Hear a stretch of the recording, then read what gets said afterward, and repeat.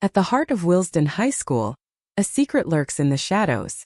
Join us as we uncover the mystery of descendants of witches as Olivia's world falls apart, and the lines between reality and nightmare blur. What is real and what is the work of evil? Let's find out. Here is Descendants of Witches Episode 5. Thank you for your likes and subscriptions. Hope to see your comments in the comment section. 1:14 Barbara. September 10, 1946. Homeroom. Barbara dreaded coming to school today, especially after such a long and relaxing weekend. She didn't enjoy most of the classes she had, except for science and homeroom, since she has those with Olivia. Olivia was truly the only reason she got out of bed every morning, and why she was currently trudging towards her homeroom class. Barbara stood outside Mr. Stevenson's homeroom, clutching her binders and notebooks close to her body. She caught eyes with one of the students entering the classroom and quickly looked down at her feet, shyly. Anxiousness suddenly formed within her, as she impatiently waited for Olivia's squad to arrive. Barbara continued to look down at her feet in embarrassment as the students stared at her strangely, wondering why she wasn't entering. It was a rule amongst the members of Olivia's squad to never enter a classroom without Olivia stepping in first. Barbara didn't even want to imagine Olivia's reaction if she found out that Barbara walked into a classroom before her. Finally, after a couple more extensive minutes of waiting, Olivia arrived. She led the group of girls, posing with her petite hands wrapped around her signature pink lipstick. Before Olivia stepped through the doorway, she paused and glanced over her shoulder. "Why, where the hell were you?" Olivia asked snootily, noticing Barbara for once about something that didn't involve homework. Barbara looked at Olivia with a perplexed expression. Oh, I'm sorry. I thought we were supposed to meet here," Barbara quietly spoke, her brown eyes glittering with apprehensiveness. Her heart pounded rapidly against her chest as Olivia gave her a glare that Barbara was too familiar with. Olivia rolled her eyes and tossed her hair over her shoulder. "You've been a part of this squad for like half a year now. You should know the routine by now, you pudgy dolt." Olivia stared at Barbara, waiting for a response and realization. The only thing Barbara could think about was the hurtful insult Olivia said, although she was quite used to it. When nothing came out of Barbara's mouth, Olivia exhaled deeply, acting as if she didn't want to waste any more time with Barbara. "Oh dear. Remember, we're supposed to meet in the powder room every morning and fix each other's hair," she brazenly said, rolling her eyes and placing both hands on her slim hips. Barbara widened her eyes as her cheeks flushed scarlet red with embarrassment. "Oh, I forgot. I deeply apologize," she hurriedly replied, her hands fidgeting with nervousness. "It's just that is that my homework?" Olivia interrupted acrimoniously, abruptly snatching one of the notebooks from Barbara's clutch. Yes. Barbara mumbled, watching as Olivia roughly flipped through the pages she spent so much time working on over the weekend. Olivia didn't comment any further, refusing to utter a thank you. Instead, she huffed with annoyance as she flipped her hair over her shoulder and strutted inside the classroom.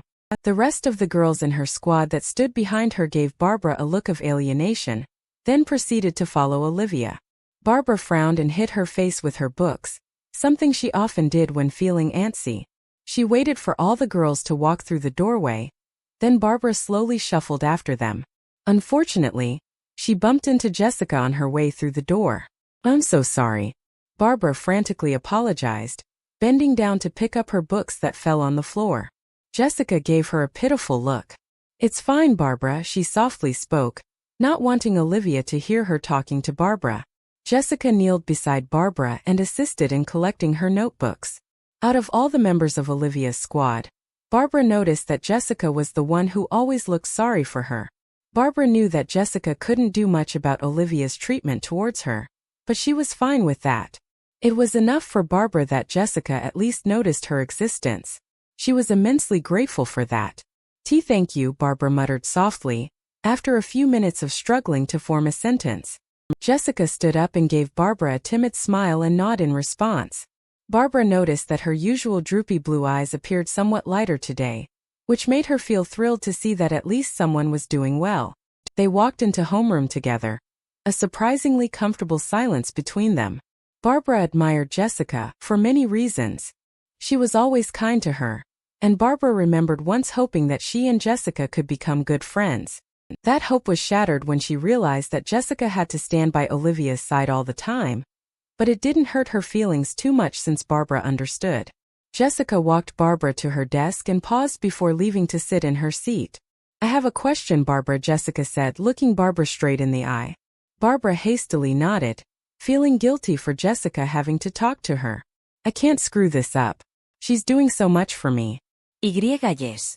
She hesitantly asked, shaking with agitation. Jessica paused before speaking. "Do you like Olivia?" she bluntly asked, her starry blue eyes piercing into Barbara's soul, desperate for an answer. Barbara stared at her with shock. "Is that even a question?" "Of course I like Olivia," Barbara responded, sweating nervously and stuttering with her words. Jessica sighed, seeing through Barbara. "Be honest, Barbara. I swear I won't tell her." Barbara didn't know whether she should believe Jessica or not. Jessica is Olivia's best friend, which is such a high honor. Being Olivia's best friend meant that there are no lies and secrets between each other. In exchange for privileges such as sitting next to her during lunch, Barbara could only dream of one day becoming that. "Olivia is my friend," she blindly said, ignoring her conscience. Jessica furrowed her eyebrows, not quite believing the girl. "She treats you terribly, Barbara. You do realize that, right?" Jessica said, using a tone that suggested Barbara was saying something stupid. Barbara gulped. Of course, she knew that Olivia treated her the worst out of all the girls. "I know. But still, she's my first friend. She allowed a girl like me in her squad," Barbara stated, refusing to concede. "Barbara, she only let you in because the teachers caught her extensively bullying you last year," Jessica said softly, although Barbara sensed fury beneath her tone. "Olivia allowed you in her squad so that she can get away with hurting you while the teachers think you're friends. She doesn't even consider you as a friend," she added in a concerned voice. However, to Barbara, it felt like Jessica was forcefully shoving her opinion down her throat. Hearing this made Barbara lose her respect for Jessica. It also caused an ugly feeling to develop inside Barbara. "Hatred. Don't you think I know that?" Barbara countered in a louder voice than usual. A loud voice for Barbara is technically a normal talking tone for everyone else, but it still managed to cause Jessica to recoil in shock. "I don't care whether Olivia hates me or not. I will always stand by her side and be in her squad, no matter what she does to me," Barbara furiously remarked. "And I think you should just be grateful that you're her best friend. Any girl would kill to be in your spot," Barbara finished, her brown eyes wide with frenzy. Jessica stepped back, giving Barbara a look of disappointment and disgust. "Goodness. I can't believe I thought we were alike," Jessica commented bitterly. "Fine. Go ahead and obey Olivia's every command like her slave," she harshly remarked, giving Barbara one last grim look before walking away. Barbara's heart dropped at the last comment. She tried paying it no heed, but it was proving to be difficult. Despite this, Barbara was proud of herself for defending Olivia and stating her true opinion on the subject. Sure, Olivia frightens her, forces her to do all her homework, and insults her daily, but Barbara didn't mind all that much. Barbara always felt like she was indebted to Olivia, so it truly didn't matter to her how Olivia treats her. A girl like Jessica just wouldn't understand. Barbara looked up, trying to distract her mind from considering Jessica's argument. The first thing her eyes landed on was Olivia talking to Mr. Stevenson. She twirled her beautiful black hair and leaned towards the handsome teacher who sat behind his desk. Everyone in Olivia's squad knew that Olivia had the hots for Mr. Stevenson, even though she's dating Josh. It was the reason why her squad was sitting in the front row so that Olivia could get a better view of their teacher. Barbara often reasoned that Olivia simply liked Mr. Stevenson because his appearance was strikingly similar to Josh, except slightly more mature. It was just a silly girl crush, nothing more. However, Barbara felt uneasy as she watched the scene. As much as she wanted to look away, her eyes were like magnets, unable to avert its gaze. She also couldn't help but overhear their conversation, since she was seated near the teacher's desk. "When is the next meeting going to be?" "Every day after school. I'd love to help you folks as much as possible," Barbara heard Mr. Stevenson kindly ask Olivia. "Why, we're going to have a meeting every Wednesday, after school," she answered, twirling her flamboyant hair and tapping her pink heels impatiently against the floor. Mr. Stevenson nodded his head. "Why, that's swell. I'll make sure I'm there," he said, giving Olivia a friendly smile. "Yeah," Olivia said, with that fake enthusiastic voice she usually uses with every single person except Mr. Stevenson and Josh. "I'll be going now," she added, with a deadpan expression. Barbara raised an eyebrow in confusion, wondering why Olivia was acting strangely around Mr. Stevenson. Usually, she would be drooling all over his face, especially when Josh hadn't arrived yet. Barbara's gaze trailed Olivia as she stalked towards her desk, a dark shadow cast on her face. When she slid into her seat, Olivia looked over her shoulder and glanced at Barbara. She shot the girl with her usual, "What the hell are you looking at?" expression. Barbara quickly averted her eyes and looked down at her desk, flustered and embarrassed for being caught. As Mr. Stevenson began class, Barbara felt a deep feeling of sorrow pinch her heart. She glanced over her shoulder at Olivia, wondering what was causing her poor friend to act uncharacteristically. During lunch, Barbara arrived at Olivia's usual table with a gray cafeteria tray in her hand. She nervously approached the table, wondering where she should sit. "Sit," Olivia ordered, gesturing to the vacant spot beside her. Barbara frantically spun her head, wondering if Olivia was talking to her or someone behind her. Olivia slammed her fist on the table, causing Barbara to jerk upright and bring her attention to her. "You, sit," Barbara quietly gasped when she finally understood Olivia's intentions. She hastily nodded her head in obedience and sat next to Olivia. A feeling of excitement bubbled inside her as she gawked at the thought of being embraced by Olivia's sacred presence. Before she even had the chance to properly seat herself, Olivia slapped her notebook in front of Barbara. "Do it," Olivia demanded curtly. It took a while for Barbara to form a response. "Oh, okay," she mumbled quietly. But by that time Olivia had looked away and begun talking to Jessica. Barbara glanced over at the two girls, feeling slightly jealous as she began scribbling in Olivia's notebook. "At least Olivia generously gave up the seat beside her for me," Barbara mindlessly thought, dropping her pencil to reach for her sandwich. As she took a large bite from it and began chewing, Barbara suddenly felt all of the girls' eyes on her. She slowly backed her mouth away from her food and gazed around the unusually silent girls in confusion. Olivia exhaled loudly, annoyance breathing out of her and circling Barbara with an intimidating wind. "Barbara, you're such a pig," Olivia bluntly stated. The words that echoed out of Olivia's mouth pained Barbara's fragile heart, causing it to shatter into a million tiny pieces. She stared in agony as the girls around the table laughed with Olivia. Jessica stayed quiet, but she didn't give Barbara her usual reassuring look of remorse. Barbara realized that without that look, she was utterly alone. Tears brimmed her eyes but never rolled down her cheeks. Betrayal loomed over Barbara as she should have seen it coming, especially from Olivia. Jessica was right. Olivia saw her as nothing more than a servant, much less a friend. Barbara simply fooled herself into thinking that they were friends. "Oh my gosh, Olivia, you are so right. Why, Barbara is so unfit she breaks into a sweat from just chewing her lunch," Linda chortled from across the table. She brushed her fingers through her blonde bob cut as the other girls snickered alongside her. Olivia turned to look at Linda, her eyes narrowed. "Excuse me, Linda. Who allowed you to talk? And stop stealing my lines," she crudely spat. In response, Linda chomped on her pink bubblegum loudly, a look of distaste glinting in her blue eyes. She blew the bubble and it popped, demonstrating her annoyance with Olivia.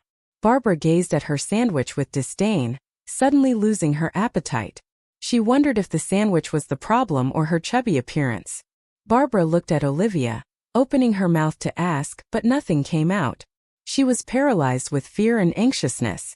Soon the topic of conversation changed, but Barbara still felt faint with anguish. She couldn't shake off the feeling that this was all her fault. The reason Olivia hated Barbara and horribly treats her was because of the way she is. As Olivia babbled on, her boyfriend, Josh, approached the table. He tapped Olivia's shoulder, and Olivia quickly spun around, gasping with forced surprise. "Oh my gosh, Josh," Olivia exclaimed, flipping her hair and batting her eyes prettily at the handsome boy. She ran her hands up the boy's brawny chest, wanting all of his attention on her. "Olivia, I need to speak with you," Josh said, his voice like sweet honey. "Jessica, you should tune in too," he added, nodding his chiseled face towards her. Barbara looked up at Josh and felt her cheeks grow warm. He is so handsome, she couldn't help but think. His hair, light and lustrous, had a sheen similar to oak hardwood. But that comparison isn't entirely fair, Barbara supposed. Hardwood doesn't swish tenderly like his hair does, swaying with the words he speaks and each movement he makes. A shiny varnish catches merely light around it, but the depths of that light chestnut brown reflected all the radiance of his smile. Barbara pinched her arm, to stop her mind from wandering too far off. What was she thinking? Josh was Olivia's boyfriend, and she's her friend. Although she realized that Olivia does not even consider her as a friend, so would that mean she's free to pursue whoever she wants? No way, Josh wouldn't even want me. Barbara gazed down at her feet, feeling insecure as she was sitting next to Olivia. Suddenly, Barbara felt a violent tap on her shoulder. She turned around and saw that it was Olivia, giving her a crude glare. Scram Barbara. Josh needs to urgently talk to me about a dire matter, Olivia sternly demanded, with a tinge of exaggeration. Barbara sighed and lifted her tray off the table as she stepped over her seat. It was another one of Olivia's customary rules, for Barbara to always leave the table so that there would be room for her current boyfriend. She had no choice but to oblige. Barbara was used to leaving the group for this matter, and it always felt like she was doing a favor for Olivia, which used to make her happy. However, today she felt like she was being shunned from the group. Even Jessica wasn't paying her any attention, but Barbara admitted that it was her fault for lashing out at her earlier. Barbara glanced behind her as she watched Josh slip into her seat, leaning towards Olivia and talking. "Olivia, did you tell Mr. Stevenson about the meetings?" he asked with a serious tone that caused Barbara to squirm with glee. Olivia smiled brightly at Josh and nodded her head, batting her big chocolate eyes. "Yes. I told him we'll be meeting every Wednesday, just like you told me," she answered, rubbing her hand over Josh's brawny biceps. Josh gently placed his hands over Olivia's and swatted it off his arms, in a smooth manner that caused Barbara to do a double take. "Swell," he stated, ignoring Olivia's appalled expression. "There's something I need to tell you." "What the hell are you talking about?" Linda asked, chewing on her bubble gum like a cow. She was oblivious to the fact that she interrupted Olivia's boyfriend. Olivia gave Linda a disgusted look. "Stop eavesdropping, Linda. Just shut up and mind your own business," Olivia bitterly shouted. "Also, you smell like a fish that's been out of water for a month. Take a shower, Scrag," Olivia fiercely added, before turning to look at Josh. "Continue, Joshy," she exclaimed with a high-pitched tone and beaming smile. Barbara decided she had enough of this drama, as her stomach growled with hunger. She sighed as she scanned the cafeteria, searching for a place to sit. Usually, when she was in this position, she leaned against the cafeteria wall and ate on the floor. However, Barbara didn't want Josh to see her eating alone, so she decided to leave completely. Barbara traveled through the chaotic crowd, heading towards the door. Around her, students were yelling and rushing all over the place, which caused Barbara to feel isolated in a sea of people. Barbara preferred either the serene silence of the school corridors when class was in session or the still and peaceful comfort of her bedroom. Then she can sit, unwind her mind and let her thoughts flow. That was how Barbara liked to be, and that was where she thrived. The outside world wouldn't matter to her then, and the weather can do what it will, for she would be inside. Especially after the events of today, Barbara eagerly awaited to go home and curl up to read a book. Perhaps A Tree Grows in Brooklyn, one of her favorites. Reading was like an escape from reality for Barbara. When she picked up a book and started reading, she would get so sucked into it that she forgot about any of her surroundings. Her imagination took over, and it was the only place she was free to fantasize about whatever she wanted without worrying that people will judge her. It was crazy how much something as casual as reading can leave such an impact on people. Although, because she was so focused on the adventures in her book, she never got to experience her own. Barbara's head was so full of thoughts as she walked, that she didn't notice the two boys standing in her way. She almost bumped into them if it weren't for the white-haired boy who grabbed the dark-haired boy's hand and dragged him around Barbara. Goodness! Some people need to get their coordination in check, the snarky white-haired boy commented as they passed Barbara. Barbara felt guilt piling up inside her like heavy rocks, as she realized that even strangers had to do so much for her. She sighed before groggily trudging out of the cafeteria, gripping the sides of her gray platter tightly. Her heart was enraged. Why am I like this? Barbara bit her lip and walked away. She decided to go sit somewhere far away from the bustling cafeteria. Right now, she just wanted to be alone with her thoughts, no matter how dangerous that was. She finally arrived at a spot that seemed comfortable and isolated from the rest of the school. She slumped against the wall that was next to room 110, her homeroom class. She slid down and plopped herself on the cold, hard floor. She placed the gray tray in front of her. She took a bite from the soggy sandwich that sat on the plate, then returned it. She shifted to her side and pulled out Olivia's notebook from her backpack. She placed the notebook on her lap and began solving the questions. She took another bite from her sandwich. She answered another question from the notebook. The door beside her creaked an inch open. She didn't notice. She continued moving her pen. She enjoyed the peace. There was absolute stillness. No wind blew inside the school, stirring absolutely nothing. She could see no clouds drift in the sea of blue above since the ceiling blocked the sunlight. No water dripped or flowed anywhere near her. Not a sound made by a being could be heard either close at hand or in the far-off distance. Even her breath seemed to die as soon as it left her mouth. It was an eerie sort of tranquility, so instead of normally being soothed, her senses became heightened. She felt like the prey even though no predator could be detected. It was as if the world were encased in a cocoon and there was no way out. The door beside her creaked a couple more inches open. She didn't notice. She took a bite from her sandwich. She yearned for a real friend. She wanted to experience true comradeship. Her heart was heavy as she couldn't stop thinking about Olivia. She assumed that Olivia was currently facing something difficult because it seemed painful from the way she behaved. Yet there were times one must protect themselves, protect their hearts and souls if the damage from a friend was too much. She wanted to walk with Olivia through every storm, but it was akin to trying to hold a toddler who bit for years whilst alone. And though she tried, she broke her. The door beside her creaked halfway open. She didn't notice. She picked up her pen and continued scribbling answers in the notebook. She couldn't forget Olivia. It didn't matter whether she damaged her, or damages her for the rest of her days. It didn't matter whether she broke her heart, broke her mind, broke her spirit. She didn't mind doing her homework, being pushed out of the group, feeling like a defect next to Jessica. She wanted to stay with Olivia. She was always loyal to her and always will be. If they called her a servant, a slave, a tool, let them. If that was the only thing she could be in this world, if that was the only use she had, then she would be a servant. She would not be a burden anymore. The door beside her creaked all the way open, hitting the opposite wall with a loud slam. She noticed. She dropped her sandwich. She screamed. Barbara's eyes widened with unmitigated terror. The sandwich she dropped collided with the carton of milk laying on the ground, causing it to explode all over Barbara's outfit and Olivia's homework. Although that mess was the least of her worries, an abnormal creature had lunged out of the classroom and was crawling towards her. Barbara shrieked as the behemoth-sized animal crept towards her. She began backing away with a pounding heart, unable to comprehend what was going on. This happened so suddenly, Barbara thought, gazing past the 8 spindly furry legs and pointy tarsal claws.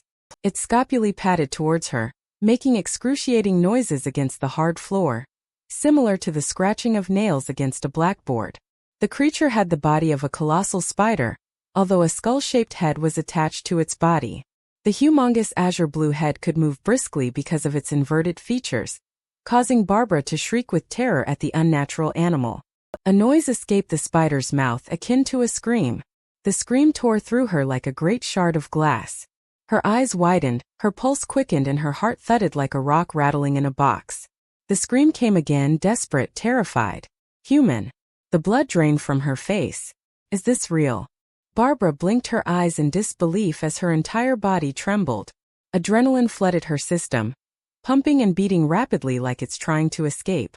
Barbara felt like her heart will explode if she continued staring at the hideous creature for much longer. Her body wanted to run fast to the safety of other humans, but instead she remains where she is. Her adrenaline surges so fast she almost vomits, and she can taste saliva thickening in her throat and beads of sweat trickling down her brow. Barbara couldn't move her body at her own will. She was paralyzed with horrifying panic. Suddenly, the spider lurched towards her and grabbed Barbara using its front legs. Barbara screamed until her throat dried up, barely able to breathe because of the suffocating pressure around her waist. She was face to face with the inscrutable spider and her core shook. The fur on the spider's lanky legs brushed against Barbara's pudgy skin, causing disgust to pile up in Barbara's throat, desperate to be released. The spider seemed to be intelligent since it decided to mercilessly slam Barbara against the floor with a loud thump. Barbara collided with the floor, quickly accepting the fact that she had died. Her head clanged against the floor multiple times, causing her body to lose control of its nerves and blood to leak out of her brown hair. Her eyes rolled to the back of her head, still feeling the strong grip of the spider around her waist. She could only see black in her vision. Fear found her. It spoke to her in its cackling voice. It told her legs to go weak, her stomach to lurch, her arms tremble, her mind to bleed, and her heart to ache. Barbara's mother once told her that there was nothing to fear but fear itself, but still, she could not silence its deadly voice. Fear told her something she remembered well. "Barbara, you're such a pig," it said in a distorted and ominous voice. When fear told her that, she felt the spider's legs graze the skin on her legs, tearing her skirt and leaving many bleeding scars with its sharp claws. The pain brought her back to life. She gasped and fluttered her eyes open, her head spinning and her body bleeding. She was lying flat on the ground and her back was facing up at the spider looming over her. She frantically looked around and attempted to shimmy out of the spider's grip, but to no avail. The 8 legs had locked her in place with no room to escape. Barbara dropped her head and rested it in her wrapped arms, losing hope. "Will I ever be free?" Fear muttered something in her ear again, its icy breath stinging her bruised skin. "Barbara, you still haven't finished my homework." Barbara gasped and she abruptly picked her head up, her eyes wide and her mind alert. "I need to do her homework," she screamed to herself, ignoring everything else around her. She squinted her eyes and in the middle of the hall was Olivia's notebook. She didn't have time to wonder how it ended up there, untouched by the milk. Barbara scrambled forward, ignoring the grueling pain she felt in her legs and outstretching her arms, desperately trying to reach the pink notebook. The spider didn't let her. She hit the ground again with a loud smack as the spider knocked its knees behind her legs, preventing further movement. "No, no, no," Barbara screamed, flailing her arms as she tried to grab the notebook. "I need to finish her homework," Barbara yelled, quickly regaining her senses as blood rushed to her head. Unfortunately, the notebook seemed to be going farther and farther away into the distance as each second ticked by. Bloody tears flowed down Barbara's cheeks as she realized that there was no escaping fear. 1:15 Jessica, September 10, 1946. Lunch. Good job, Olivia. You told Mr. Stevenson our meetings will be on Wednesdays. But of course we'll be meeting every day other than Wednesday to discuss the... Josh hesitated before continuing, glancing at the other girls around the table who were pretending to not listen. "Paranormal activity," he whispered, nodding his head towards both Olivia and Jessica. Jessica bit her lip, digesting the new information. Beside her, Olivia grinned, happy that she had achieved Josh's approval. On Friday, the day of their first after-school meeting, Mr. Stevenson absent-mindedly entered his classroom and found a group of students participating in a club activity, unsupervised. Thus, being the kind man he is, he decided to join the students and help out. Little did he know, they were solving a bigger mystery compared to the lack of leadership at Willesden. After the meeting was over, the group huddled outside and quickly thought of a plan to get rid of Mr. Stevenson without being impolite to their favorite teacher.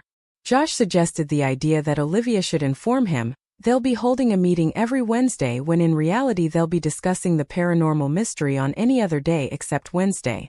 They will still come to the leadership meetings on Wednesdays and put on a facade to prevent upsetting Mr. Stevenson. Olivia succeeded in her job for once. Jessica had to give her some acknowledgement for that. Jessica was feeling quite generous today, so she decided to congratulate Olivia.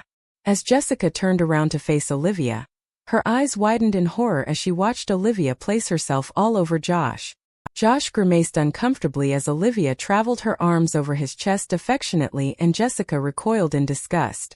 "Oh, my beloved sweetheart. I'll do anything for you, you know that," she flattered Josh, batting her heavy eyelashes prettily. Josh flinched. "Olivia. Please, not here," he muttered through choked words. Jessica cleared her throat, interrupting the lover's sweet talk. Olivia. I just remembered. I forgot my textbook in one of my classes. I'm going to grab that and return in a jiffy, Jessica informed, standing up to leave before she vomited all over the table. Olivia didn't even glance her way as she was too enthralled with Josh. Whatever, she mumbled, leaning towards Josh for a revolting smooch. You're so adorable, Joshy. When Jessica rushed by the couple, Josh threw her an "I wish I could be you right now" look. Jessica grinned and stuck her tongue out at the boy, not feeling pitiful at all. She reasoned that it was Josh's fault for asking Olivia out at the end of sophomore year, and that he should have seen it coming. He may be my friend, but he's also a jerk who deserves someone as repulsive as Olivia. As Jessica made her way through the crowded cafeteria, she wondered where Barbara went. A couple of minutes prior, Barbara was forced to leave the group so Josh could join their table. On the inside, Jessica felt deeply sorry for the poor girl. However, since she was completely taken aback by her encounter with Barbara earlier, she decided not to show her any remorse. How could anyone think of Olivia as a great friend? Olivia was Jessica's first friend because they used to live across the street when they were kids, but Jessica never considered her as a friend even back then. For as long as Jessica could remember, Olivia had always been the way she was. Fake friend. After she thought intensively about it, she realized that her first true friend was Yuta, although they only recently became friends.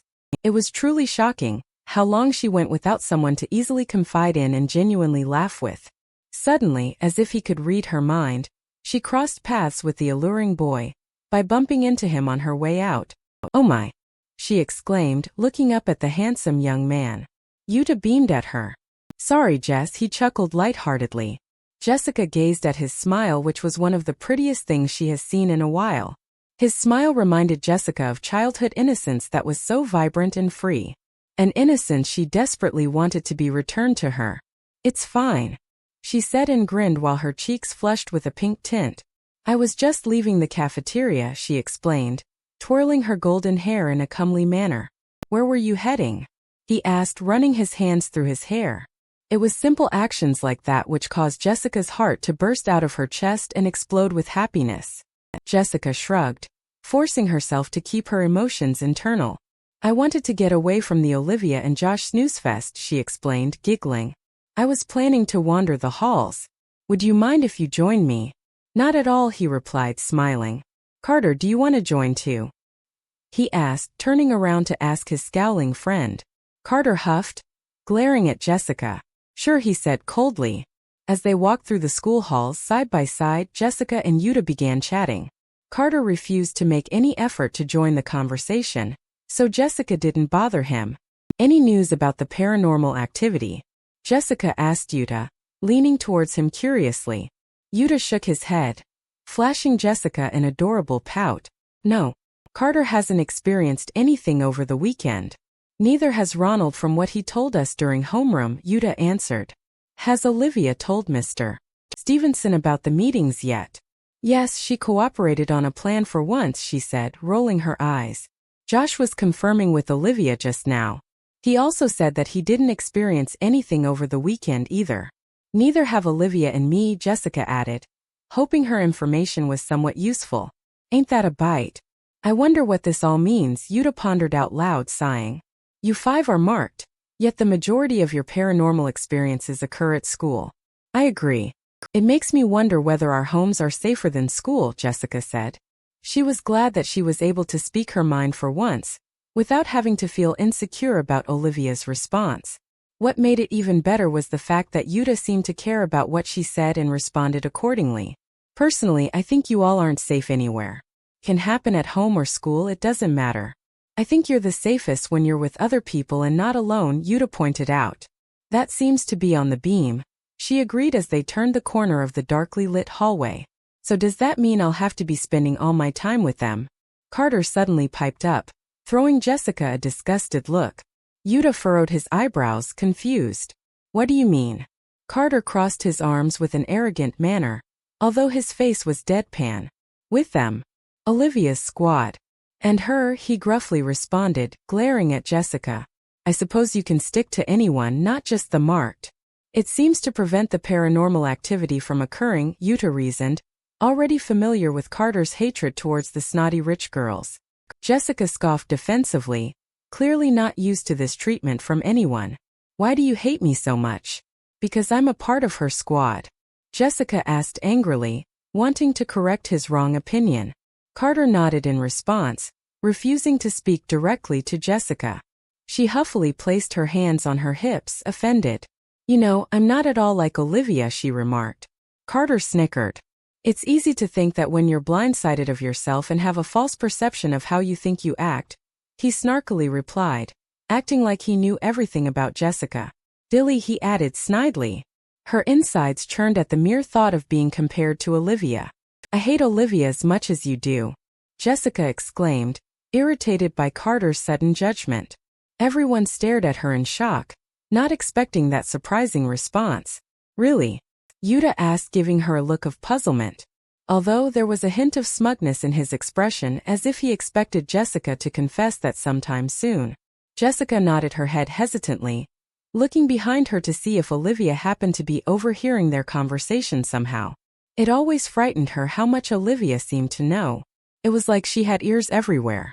Doesn't everyone? She gulped, realizing that she had never verbally confessed to someone about her detest towards Olivia. The first question that popped into her mind was how Yuta would react.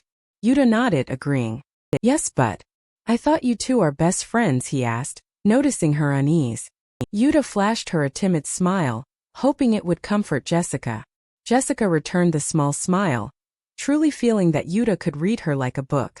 He always seemed to understand her emotions, which soothed Jessica. We were friends since childhood. We used to live across the street from each other, but ever since. Jessica paused and chose her next words carefully. Certain circumstances arrived, my family moved. Since then I realized how terrible of a friend Olivia is. Carter looked like he had a newfound respect for Jessica. Anyone would, after finding out that Olivia's best friend hates her as much as the rest of the student population at Willesden. It makes one wonder what the rest of her squad thinks. Why do you still hang out with her?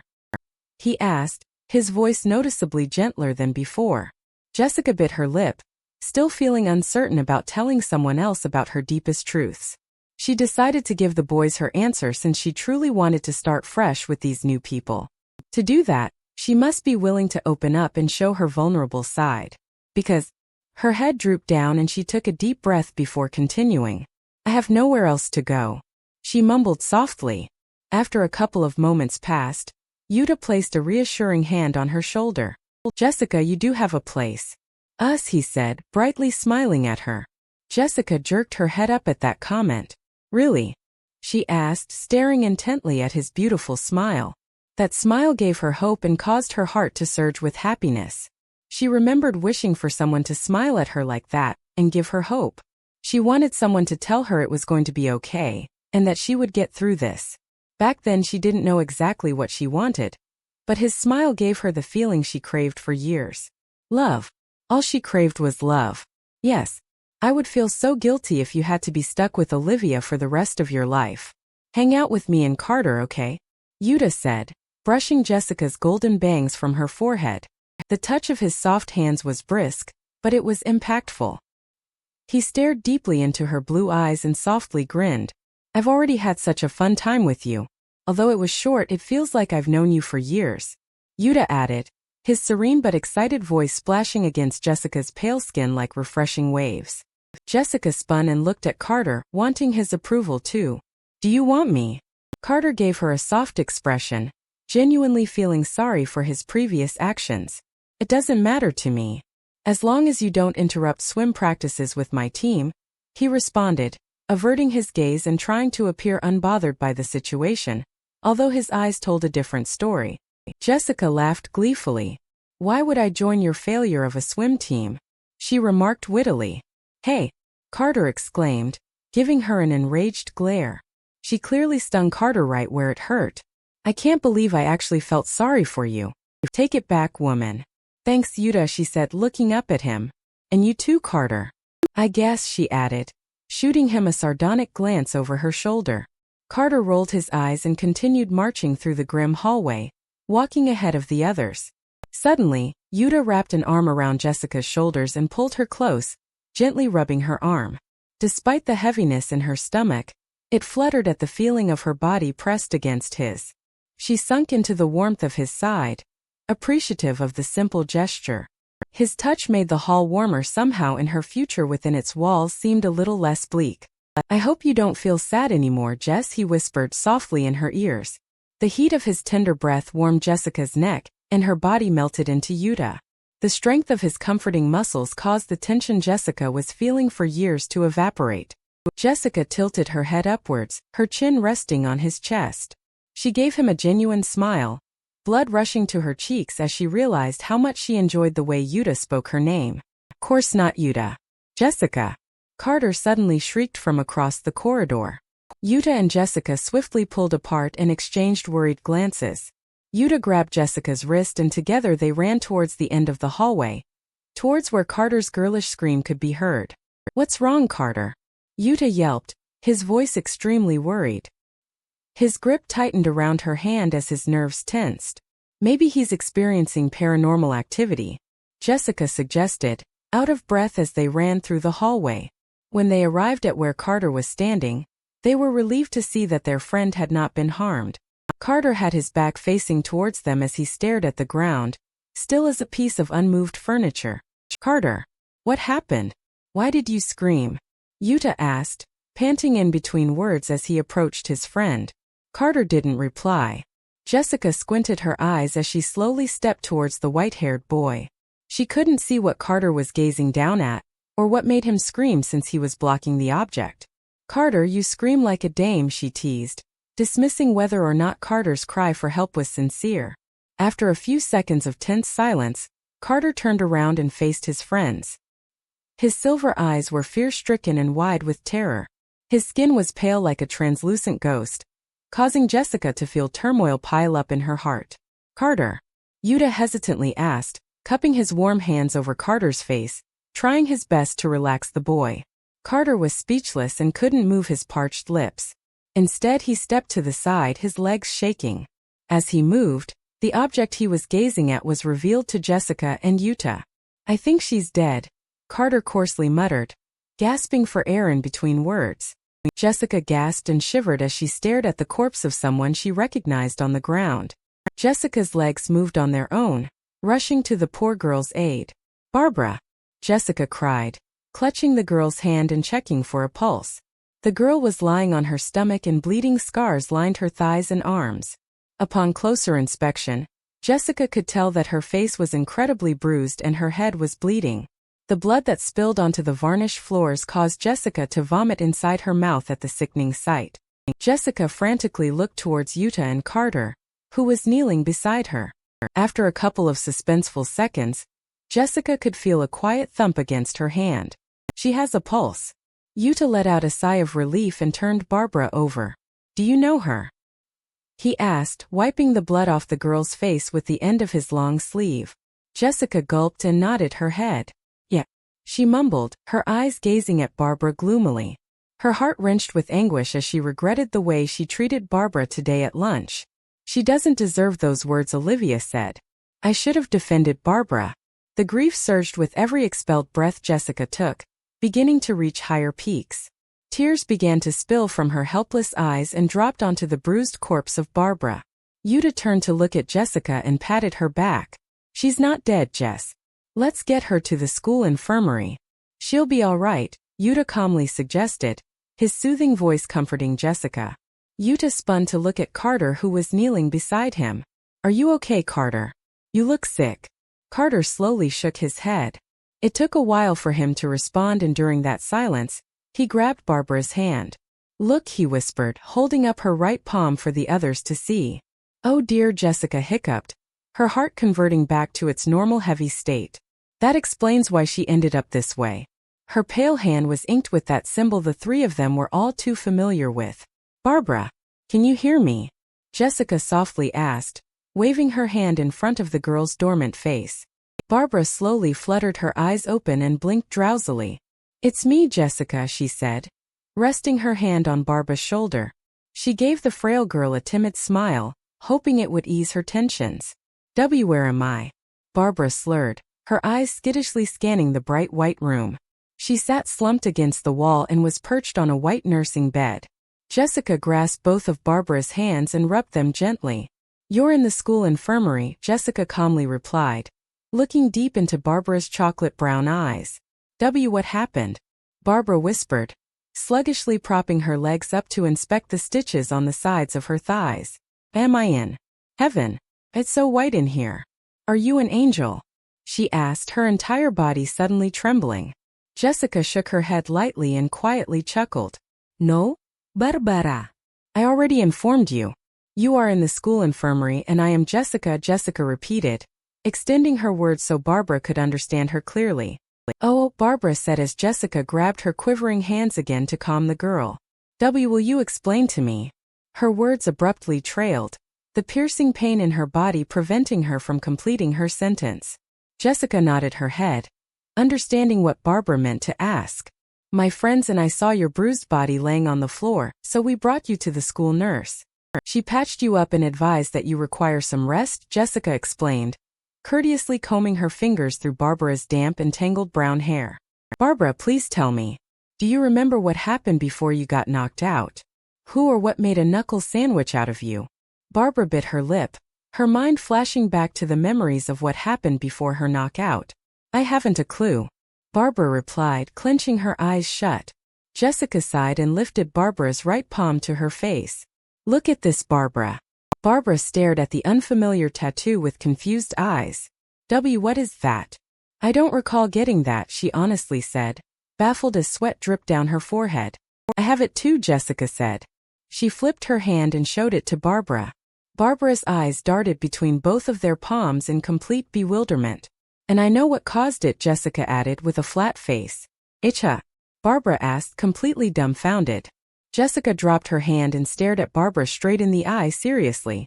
"I experienced something abnormal. A scary monster approached me one day last week. Then this mark appeared on my right palm," Jessica explained, after checking their surroundings to make sure no one was around. Barbara gasped with disbelief. That's bizarre." Jessica nodded her head, understanding that this was a dump load of information for Barbara. "My other friends experienced the same thing and then a mark appeared on their palms too. We concluded that these experiences have a direct correlation with the mark." "Barbara, tell me the truth. I know that you're going through a difficult situation, but I need answers. What exactly did you experience before you got knocked out?" Barbara hesitated for a moment before responding. She took a deep breath and figured that Jessica was serious and something deeper was going on. "See, call me cockeyed, but I was simply sitting in the hallway eating lunch. Suddenly an spider jumped out and grabbed me. Then it knocked me out," Barbara explained, shivering at the memory of the spider's squirmish legs wrapped around her. Jessica exhaled, satisfied with her answer. "Jeepers. You experienced paranormal activity," Jessica murmured to herself, staring at her hands, deep in thought. Jessica suddenly jolted her head up and looked at Barbara. "Barbara, meet me after school in room 110. Barbara stared at her in confusion but nodded her head anyway, trusting Jessica. By the way, Jessica. I'm sorry for lashing out on you earlier," Barbara sighed before continuing, her pained eyes avoiding Jessica. "I didn't mean to. I like you, Jessica. You're a kind person. Much kinder than Olivia. I deeply apologize," she rambled, uncertainty present in her voice although her apology was genuine. Jessica smiled and placed her hands reassuringly on Barbara's shoulder. "I'm sorry too for calling you Olivia's slave. I hope we can be friends," Jessica asked awkwardly. Barbara bobbed her head up and down eagerly. Yes, she said, her sullen eyes lighting up. "To that will mean you're my first friend, right?" Jessica giggled. "Yes, of course." Before the girls could converse for any longer, the school's PA system beeped and a voice could be heard through the crumbling intercom. "Students and teachers," the voice of their school principal announced. "I ask you all to leave the cafeteria immediately and take safety in your homeroom classes. The peculiar weather outside has been identified as an extreme thunderstorm, and it would be wise to stay in the comfort of your homeroom, where we can record every student. Do not, I repeat, do not leave your classroom under any circumstance. The thin walls of our school could break any time under significant pressure," the Willesden principal instructed. After a loud click, the crackling intercom turned off. Allow me to assist you, Jessica said, turning to Barbara. Barbara nodded as Jessica placed her arm around her shoulder, and together they limped through the hallway of scurrying students. When the girls arrived at their homeroom classroom, their classmates were scampering around the place and staring out the window. Jessica walked Barbara to her desk and placed her softly on her chair. Rest here, Barbara, she said, patting her head. Thanks, Jess, Barbara said, her eyes wide with gratefulness. I know you don't like it when people call you that. Sorry, she said, shaking her head with embarrassment after realizing what she said. Jessica laughed. Don't worry, Barbara. Only people I like get to call me that, so I'll allow you to say it. Barbara beamed up at her. Thanks. But doesn't Olivia call you that too? She smartly pointed out. Jessica rolled her eyes at the mention of Olivia. Yes, but one simply can't stop her. I'm sure you understand, she said, sharing a knowing laugh with Barbara. I'll be back in a jiffy. I want to see for myself how much of a threat this thunderstorm is, Jessica said, walking towards the crowded classroom window. As Jessica approached the crowded window, she spotted Yuta. Hey, Yuta, she said, squeezing herself in between Yuta and Carter. Yuta turned to look at her and smiled. Jess, what's buzzin'? Did you happen to get information from Barbara? Jessica nodded her head. Yes. I'll inform you all at our after-school meeting today. I'm bringing Barbara with us, she said, gazing out the window. The storm hadn't begun yet, but black clouds were sprawled across the sky, billowing in from the west. Their brassy glare drained the color from the houses, leaving the surrounding neighborhoods tinted bronze in the faltering light. The air seemed to grow heavy and the humidity harshly pressed down, suffocating the outside. Jessica was somewhat glad she was inside, for the scent of rain was heady. A stillness fell over the Willesden courtyard, and in the silence came a low crackle of thunder, rolling across rooftops to the pattering of tiny raindrops. For a moment everything stopped. Even the wind held its breath. Suddenly a jagged streak of hot silver split the sky and the downpour began. Carter clicked his tongue. You're bringing her. We barely know her, he remarked coyly. Carter shoved her shoulder, clearly irritated by the fact she stepped in between him and Yuta. Olivia and I know her. Plus, she's a part of this mystery now since she's marked, Jessica responded, engrossed with the view outside. There are 6 marked people now.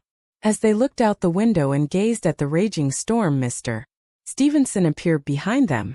Students, no need to be frightened. Spread out and sit at your desks. I'll assign some partner work for you to do, Mr. Stevenson calmly instructed. I'm sure completing your boring math homework will ease your tensions, he sarcastically added. The students crowded around the window laughed at his joke and began trudging towards their desks. Jessica lingered by the window for a couple more minutes, pressing her forehead on the cold glass and staring with awestruck eyes. Jessica had never been shy of a little rain. As a young girl, she had embraced the wet days as her mother would stare mournfully from the window. Jessica would have on her rubber boots and rain slicker and out she'd go splashing, jumping, drinking the drops in her open mouth. So when a boom rolled across the valley outside her school, she glanced up at the blackened clouds that dominated the sky above, and felt a rush of excitement. Mr. Stevenson stepped beside her and placed his hands on the windowsill. Beautiful, ain't it? He suddenly commented, causing Jessica's gaze to break away from the window. Yes, she breathed, unable to describe her feelings with a coherent description. Dangerous too, he added, peering outside as lightning flashed on a faraway hillock, like a serpent of brilliant light sent to bite the earth. I suppose that's what makes it thrilling. Indeed. The storm was always my favorite because I was too broken and numb to cry, so the sky did it for me. Mr. Stevenson kindly smiled at her. You shouldn't lean too close to the window. As the principal said, these walls are thin. It would be wise to return to your seat. Jessica stepped away from the window, breaking her ominous enthrallment with the storm. Yes, sir, she said, nodding at her teacher. She began walking towards her desk, her mind trapped in the world outside. Mr. Stevenson leaned against his desk and clapped his hands, grabbing the students' attention. We shall simply wait for the principal's next announcement. In the meantime, complete any unfinished work or answer the questions on this sheet of paper with a partner, Mr. Stevenson instructed, flopping a piece of paper in his hand. Jessica instantly turned around in her seat, wanting Yuta to be her partner. Yuta, do you want? To her dismay, Carter got to the boy first. He slammed his fist on Yuta's table before the boy could respond. Taken, he simply stated, a cunning smile plastered on his face. Jessica rolled her eyes as Yuta mouthed the words, "I'm sorry." She shrugged, unbothered, and spun around in her seat. Jessica turned to look at Barbara, who was already paired up with Linda. Jessica could tell that Linda only chose Barbara so that she can do all the work for her. Jessica peered at Olivia's desk, who was unsurprisingly occupied with Josh. Her last choice was Ronald, but he too had a partner, one of his football teammates. Jessica sighed and concluded that she would just complete the sheet on her own. Before she could stand up and get the piece of paper, a girl approached her. "Can I be your partner?" she asked, her voice nasally and peculiar. "Sure," Jessica said, shrugging. Before Jessica could turn around and look at the girl, she handed her the sheet of paper. "Thanks," Jessica said, staring intently at the questions.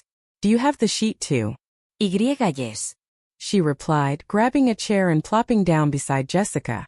As she dragged the chair, it scraped against the floor. Jessica picked up her pencil and began reading the first question. "Do you need help with the first question? I think I know the answer." The girl didn't reply. Jessica assumed the silence was her reading the question, but she glanced to her right to check. Her classmate was blonde from root to tip, the ends of her stringy hair cropped unevenly and shaped like an amorphous blob. The girl clutched the piece of paper over the smeared tunic she wore as a dress, her gaze forever cast on her bare feet. There was something strange about the girl, although Jessica couldn't pinpoint what it was. Perhaps it was her dim blue eyes that averted their gaze from Jessica, or her spidery legs that bounced rhythmically, as if she was performing a ritual. Or it was her translucent skin that made her appear as a ghost, despite her defined human features. "I don't recall ever seeing you in this class. Perhaps you are new here?" Jessica asked as she returned her gaze to the paper. The girl didn't reply.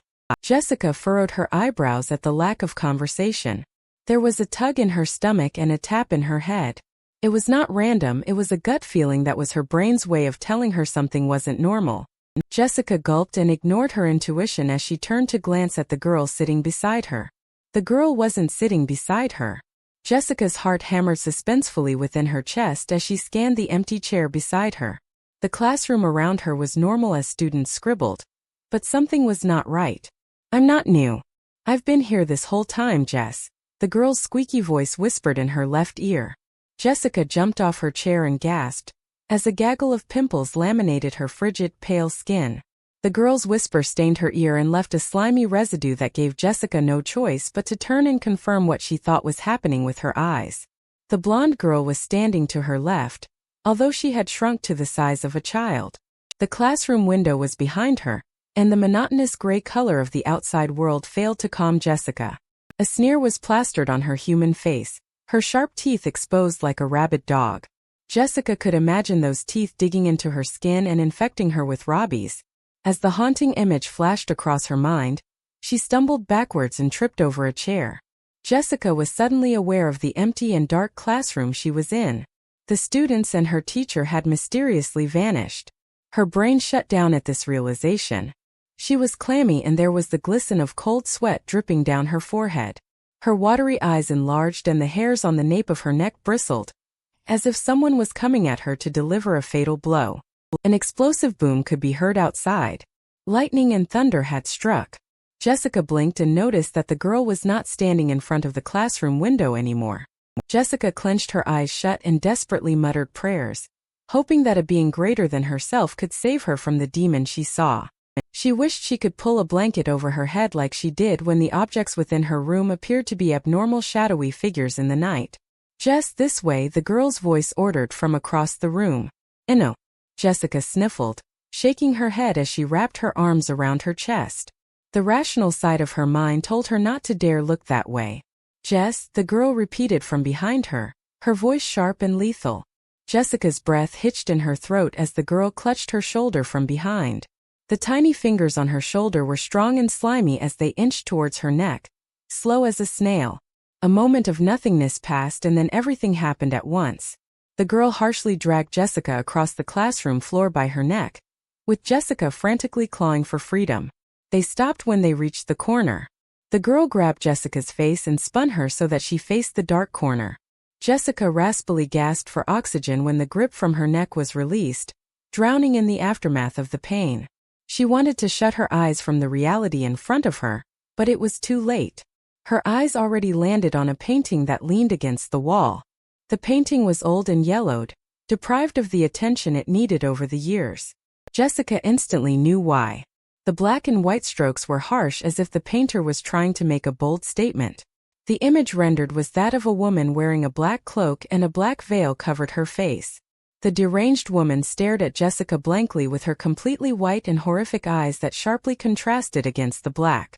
Fright consumed every cell in her body, swelling them with terror. With every second she felt the rise of her blood pressure, but that was the least of her worries. In the grip of her silent dread, Jessica recoiled, but there wasn't time to react further as the girl suddenly jumped out from behind the painting.